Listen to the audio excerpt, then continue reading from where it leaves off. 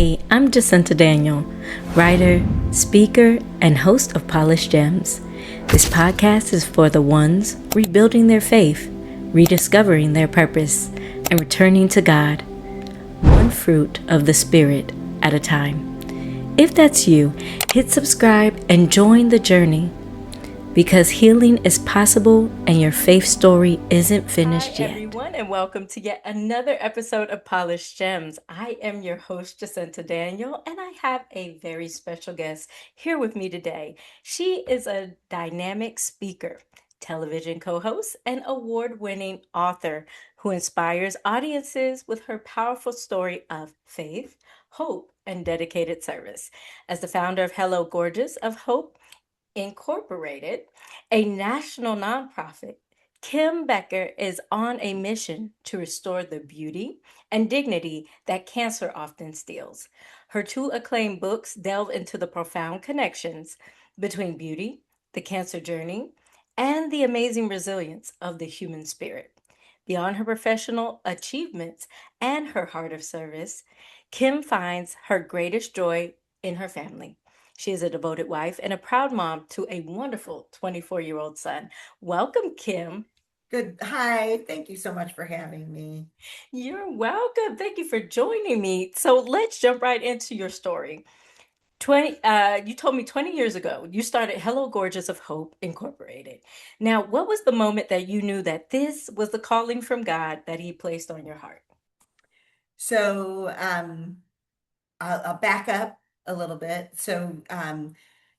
I wanted to go to law school when I was in high school, but my parents told me, all those years ago, if you do that, you're kind of on your own. So I was working at a salon at the time, and the girls there said you should go to beauty school because then you could cut hair all the way through law school and pay for your law school. I'm like, okay, that sounds good. So I went to beauty school and never turned back. I never became an attorney because I loved being in beauty school. But there was always that dream to open a salon, as most hairdressers do. So I was married to my first husband at the time. And I was talking to him and told him that I wanted to open a salon. And he said, "That's great." He goes, "I have the perfect name for the salon. We should call it Hello Gorgeous." And I said, "That's the stupidest name we've ever heard." He said, "No, no, it'd be really great because every time you answer the phone, you can say, 'Hello, gorgeous,' and it'll make people smile." And I said, "Yeah, it's stupid. We're not going to do that." So we did open a salon, and we called it Cheveux, which meant hair in French. And every year, about the first of the year, we would remodel the years or remodel the salon. So we, had all the services: manicures, pedicures, tanning, facials. One by one, we would take them down, and there was just always something that was missing. And I couldn't tell you what it was, but there was something that was missing. So when we did all the remodeling in our 1,000 square feet, I'm like, maybe we need to make it bigger. So we went to 3,000 square feet, and we had 17 stylists and a massage therapist, and it was a very successful salon, but there was still that emptiness that I was feeling. So I started training at all these places, thinking maybe it was me that I needed to work on. So I went to Miami, to Hair Color USA, and I even went to Vidal Sassoon in London and trained. And still this emptiness was there that I was feeling. And so there was a day that we were driving back from Indianapolis. Our son was about 3 years old. And I was having this conversation with Mike about how I knew there was something more we needed to do, but I didn't know what it was. But I said, I just feel like there's more for us. I just know. And all of a sudden it fell on my heart. And I said, I know what we need to do. We need to have this mobile day spa that caters to cancer patients. A beautiful, elegant palace on wheels that'll show up just a few feet from her door and make her feel like a queen for the day during a time where she doesn't feel very special. So again, we'd owned the salon for 10 years, and it was a struggle. We'd get a little money set back and the water heater would go out or the furnace would stop working or something. And so my late husband was like all about getting out of the salon. And so I was, just developing this idea in front of him, and I said, "And we're going to do it for free." And I watched all the color run out of his face. And he said, "How are we going to do this? How?" And I said, "I have no idea. I just know this is what we're supposed to do." So him being the husband that he was, stopped in the nearest bookstore and bought me every book he could find on free money for women and grant writing for dummies and grant writing for women. And he got back in the car, and I loved being able to talk to him in the car because he couldn't escape. So I just kept developing this idea to him about how this would be amazing and we'll take care of these women. So we got a little further up the road, and our son woke up from his nap in the back seat, and we were getting out of this play area so that he could stretch his legs. Now, 10 years had passed from the time we opened the salon to this moment. And as we were walking into the doors of the play area, I grabbed a hold of Mike's arm and I said, "You know what, Mike? This is supposed to be called Hello Gorgeous." I said, "The salon was never meant to be called Hello Gorgeous. This is supposed to be called Hello Gorgeous because that's how these women deserve to be greeted." So for about 6 months, we played tug of war, and every time I brought the subject up, he'd change it. He didn't understand how we could do this. And then I finally wore him down enough, and that was our life's work and his life's work before he passed away. So that was the moment where God said, "I want you to do something amazing." And we had no, I use the term all the time, right? God doesn't call the equipped, he equips the called, right? And my late husband had a degree from Purdue University in pre-Columbian archaeology, and I was a hairdresser. Neither one of us had any of the experience, knowledge, or know-how. Number one, how to start a nonprofit, or number two, how to take care of women with cancer. But I've always said that if we could do it on our own, then we wouldn't need God. So it needed to be something that we couldn't do on our own so that his light could shine through the mission that we have now. That is such a beautiful testimony of God's goodness. Oh my goodness. Wow. And I love that you told us that it took years. Like this was not something that started immediately and then just took off running.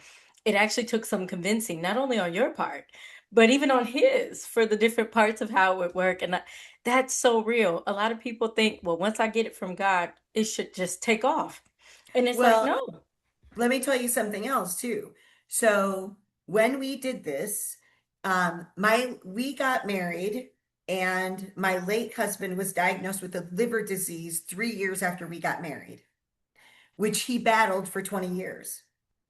So I thought in my mind, well, God's calling us to do this work of his, so life will be easy. And then I was reminded of the saints and the martyrs and the apostles and what they went through.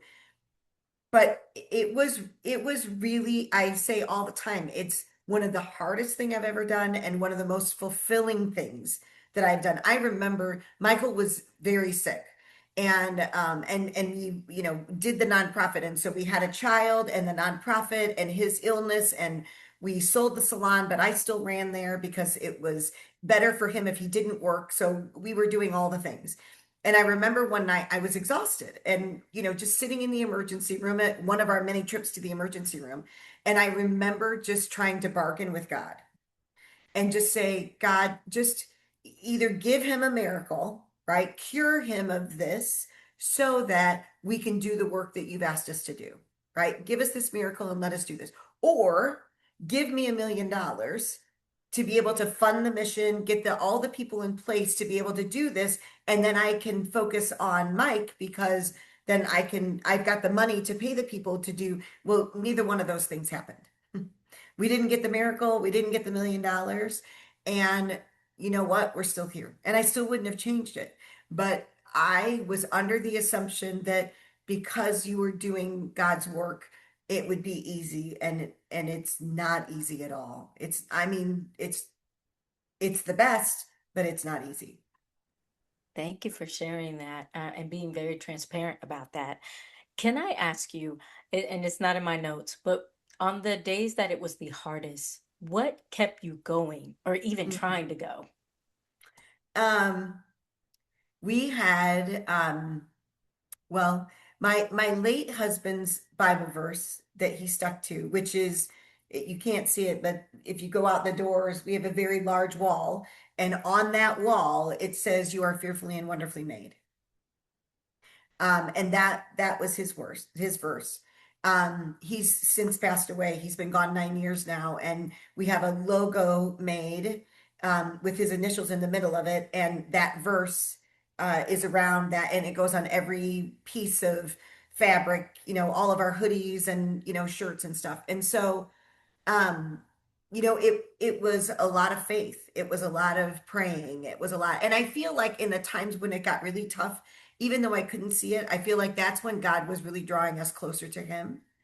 And so I look back on that now and understand that, but it was just really my faith and then our friends and family that were just there that, God always sends an angel. So I'll just tell you a quick story. So he's always faithful. He's just, and I see it more, the older that I get, the more I see it. So my late husband, he passed away in 2017. In 2019, I was diagnosed with cancer the first time. And that was always my fear that I had spent 20 years taking care of him. And what if something happens with him? Who's going to take care of me? Right. So after the third diagnosis, they decided that I needed to have this treatment. It's a shot that I have to go for once a month. And I have to go into the hospital and this and that. And so I've only been on the shot for about 2 years. And I chose to do a lot of things myself, go to the doctor's appointments and this and that. And so the first shot that I had to have to walk into the hospital, many people said, do you want me to go with you? Do you want me to go with you? And I'm like, no, I'm okay. I'll go by myself. So I pulled into the parking lot of the hospital, regretting that I decided to go by myself.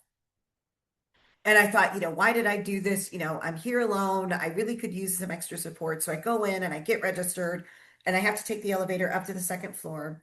And I get up to the second floor, check in, and they said, you'll go down to the hall and you'll be in room, blah, blah, blah, blah, blah. I'm walking down the hall and there are these two nurses with their arms stretched open. And all they said was, we remember you. And I said, you do? And they said, yes. We took care of your husband on Christmas Day when he was in the hospital, and now we get to take care of you. So that's just one example of God's faithfulness through this entire journey, that he shows up in places and uses people where you just, number one, you had no idea that you needed it. Um, but number two, they're always there from the most unsuspecting individuals. Yeah, thank you for reminding us of that because a lot of times we do feel alone in a lot of things that God asks of us. And that reminder of just to send you two people just to tell you that. And, arms right, stretched open to tell you, we see you. We're here for you.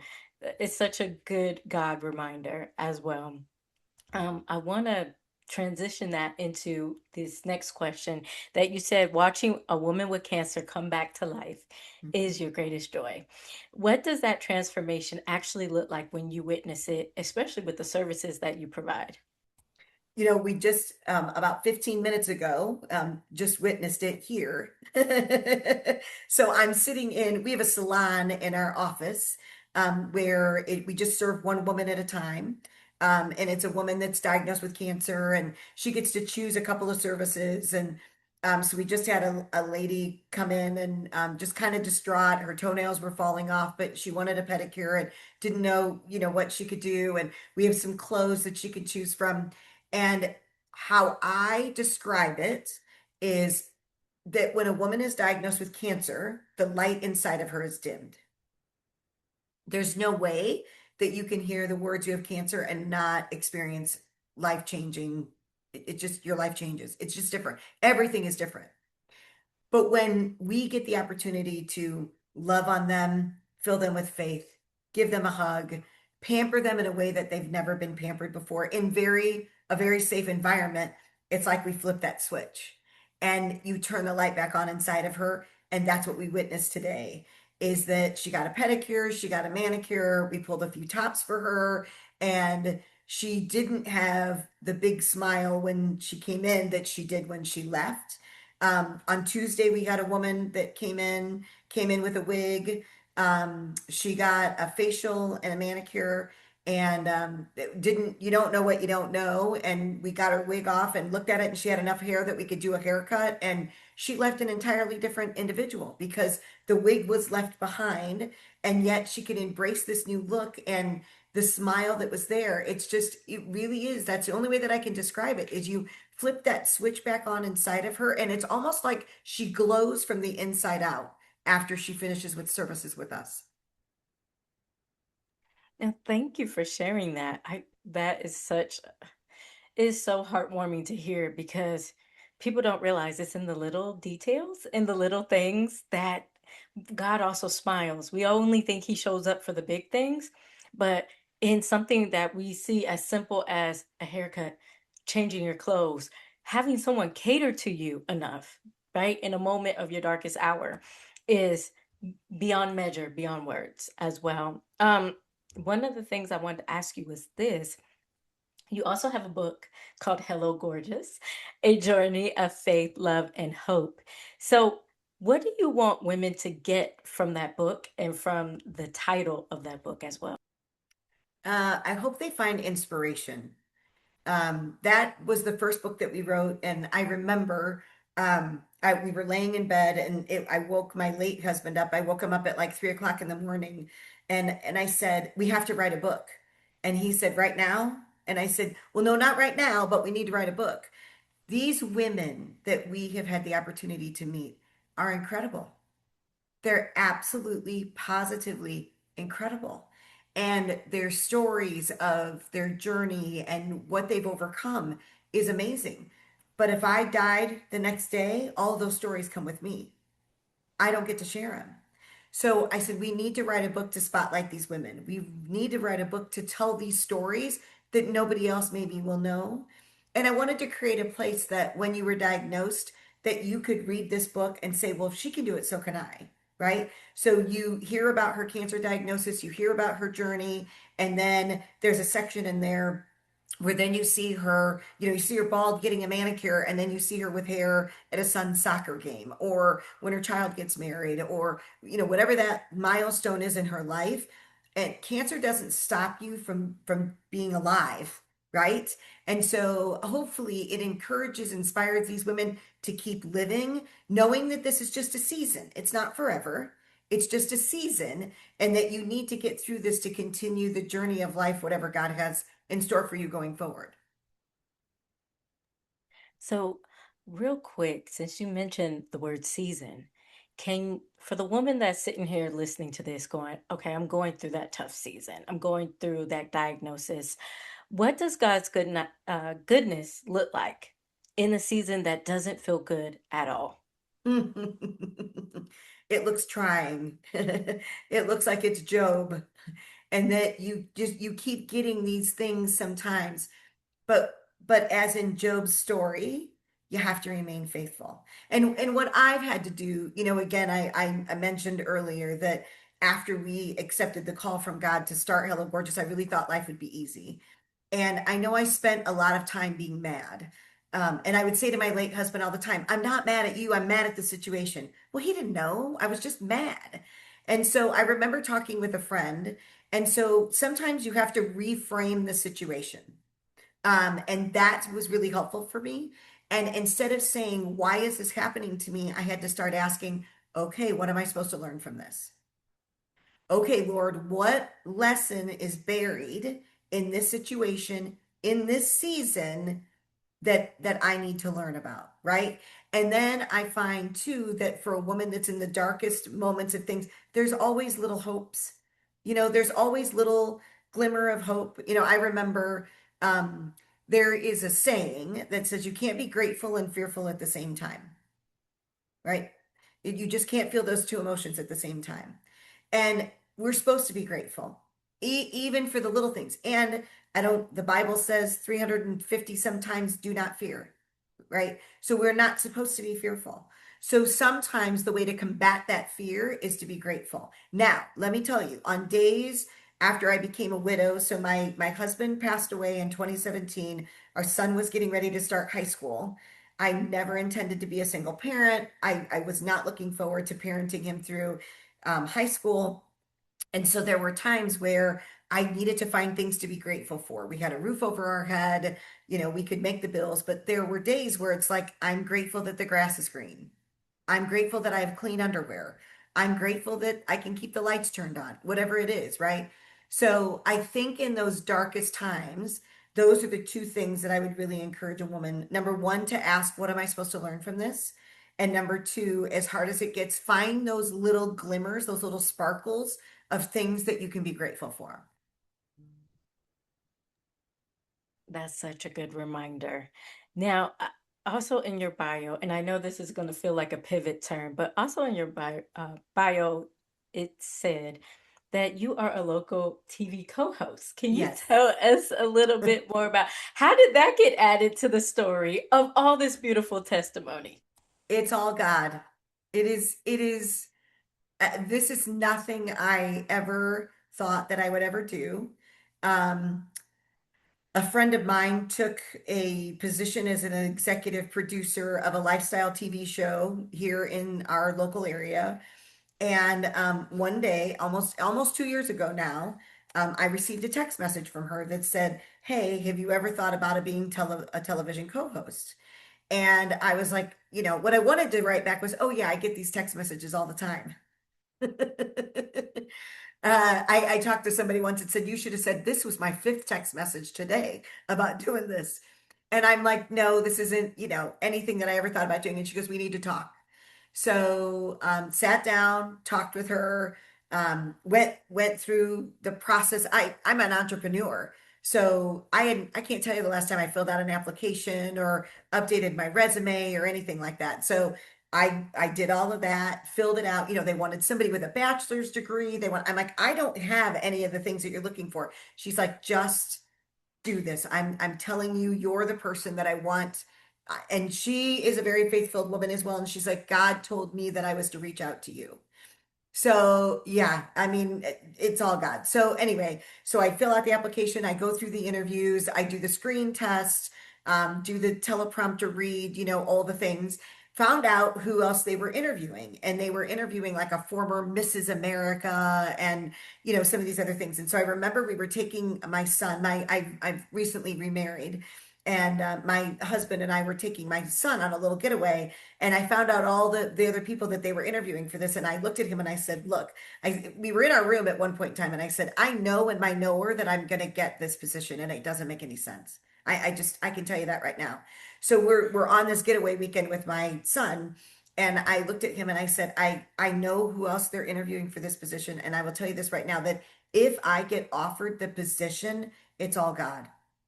I said, because it does not make any sense at all that I would be taking on this role. It just doesn't make any sense. And so, it's a lengthy process. I started in August. I don't think that I got a call until October. And I was out to dinner with two of my girlfriends and the executive producer. And it wasn't even her, it had to go up the ranks in the corporation. And they chose me. They asked me if I would take on this role. And so I was completely shocked, had no clue at all. So, and again, it's all God, right? So, started in October, had a co-host left. Now, with no television experience at all, I'm doing the show by myself for 6 months. And so then I got a co-host, and so now she's been with me for a little over a year. But it is all God, and it's been amazing. Somebody had said to me once, I said, "I don't know why I'm in this." And they said, maybe the only time that they're ever introduced to the Holy Spirit is when they are sitting on the couch next to you. Maybe that's why you're in this role, right? I attribute it to when a woman comes into the salon and they sit in the styling chair behind me, my job is to make sure that they look as good as they possibly can while sitting in that chair.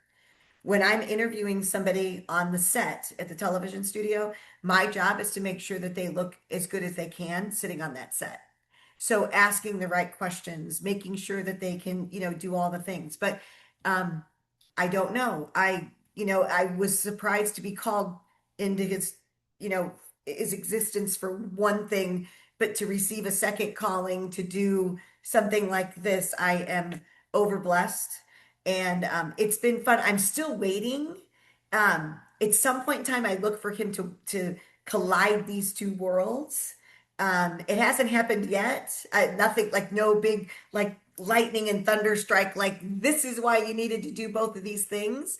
But yeah, I'm looking forward to that day when it all becomes apparent why all of this had to happen.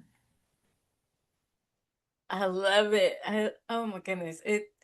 Your testimony really shows God's goodness and mercy toward us and just love in the midst of the pain. in the midst of the diagnosis, in the midst of everything, um, I want to tie what you just said and why I pivoted into this. You said in your form to me that if he can use me, he Mm. can use you too. What would you say to someone who's like, God is calling me to do this? I don't understand. What should I do? You gotta you gotta do it. And you have to, here's what it was. When I decided to take on the television role, I received some opposition. Um, and I finally had to resign myself to the fact was, do I want to disappoint the human beings by not taking on a role that I know I'm supposed to do, or do I want to be obedient to God? And in the end, I want to be obedient to him. And so even though it doesn't make any sense, even though I don't feel that I have any right sitting on that couch in this television studio, he called me to do that. So I go back to the initial statement that I said, God doesn't call the equipped, he equips the called.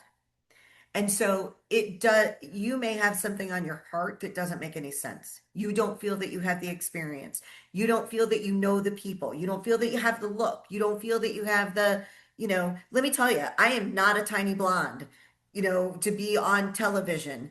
But I am so shocked at the individuals that look at me and I'm real, right? And so I feel like sometimes that's why God uses me. It doesn't make any sense, so I feel like anybody that would have something on their heart that doesn't make sense, know that it's God, right? And so you have to ask him to just, it's Martin Luther King, I think said, you don't have to see the full staircase, you just need to take the first step, right? And so that's what this whole journey has been. And I've actually said, I don't believe that God has revealed the entire vision for what he has in store for me because I think it'll freak me out. Right? And so it's just a little thing. So if you can see the first step of what's in your heart, and I can tell you it won't be easy, but I will tell you that it's the most fulfilling thing that you will ever do. It gives you such a sense of peace that you need to do it. Even though it doesn't make any sense, you need to do it. And start somewhere. Start somewhere. So we had the opportunity, we were getting ready to start Hello Gorgeous. We didn't know how to start a nonprofit. We didn't know how to take a nonprofit nationally. We didn't know any of that stuff. And so I'm a big one for modeling. So for a woman that has something in her heart, find someone that's doing what you want to do or something similar and go talk to them, right? Because you don't have to reinvent the wheel. You just got to find somebody that's doing what you want to do and then just follow their steps. So we had an opportunity to talk to Millard Fuller, who is the gentleman that started Habitat for Humanity. And so he had a nonprofit and took it national, and we had a wonderful 45-minute conversation with him. And I remember talking with him about, this big dream, and I wanted this $250,000 vehicle and, all the things that I wanted to go along with it. And I said to him, now, how much money should I have in the bank? Right? How much money should I start with to put in the bank in order to be able to start this? And in his Southern accent, he said to me, Kim, you would be really silly to start without a dollar. He said, you don't need this $250,000 vehicle. You just need to start. These women don't care if they're being taken care of in an alley over a trash can. You just need to start. And so we did. So we started doing them in the salon that I own, these makeovers. And what that led to then was us creating a program that we could take to other salons nationwide to ask them to do the Hello Gorgeous makeovers and create the Hello Gorgeous experiences in salons in their communities across the United States. But had we not started where we knew without the $250,000 vehicle, I wouldn't have had that. And once I got the call, as you said, right, it's not instantaneous. So we were doing them in the salons. It was until 2000. I think I got the call in, where are we at? 2006. It was 2017. No, 2013, 2012 before we got the bus. So, we did it for a lot of years just in the salon. And so, but because I had that experience, I could create a program that was attractive to other salon owners. And I could say, I'm a salon owner. I created this program from a salon owner to a salon owner. But back then I didn't understand why I needed to go through all of those things, right? So if you've got that call, if you've got, just start where you are. Just do something. You may have to not do, you might not be able to do everything, but just do something right where you are. And on that note, so guys, um, for anyone who is listening to this and going, Kim, I want to support Hello Gorgeous. I want to be a part of it, or even have someone come in and get services. How can they connect with you? So our website is hellogorgeous.org. You can find us on Instagram and Facebook and under Hello Gorgeous of Hope Incorporated. And so those are all the great places that you can find us. And if you want to email me directly, you can email me at kbecker@hellogorgeous.org. Perfect, guys. You now know how to get in touch with Miss Kim Becker of Hello Gorgeous. And guys, this is our show. Thank you so much for tuning in. I pray that the goodness of God, that you heard his voice and heart through her. And until next time, visit us on the next episode and stay polished. Did you know there's a side of this you haven't seen yet? Let me explain what I mean. There's actually a version of my walk with God that actually does not make it to the podcast. It's actually more candid, it's unfiltered, it's still figuring out things in the moments and the fruit of his spirit in those moments. That's exactly what Backstage Gems is for. We offer that over on our Patreon. You can choose to start out as a seed sower and receive seasonal behind the scenes updates, or step up to be a fruit bearer and get early access to any journals or new projects. But at Harvest Keeper, that's where the monthly candid video is just for our members only. Come see us and see these tiers at patreon.com/fruitful gems. And until then, stay polished, guys. See ya.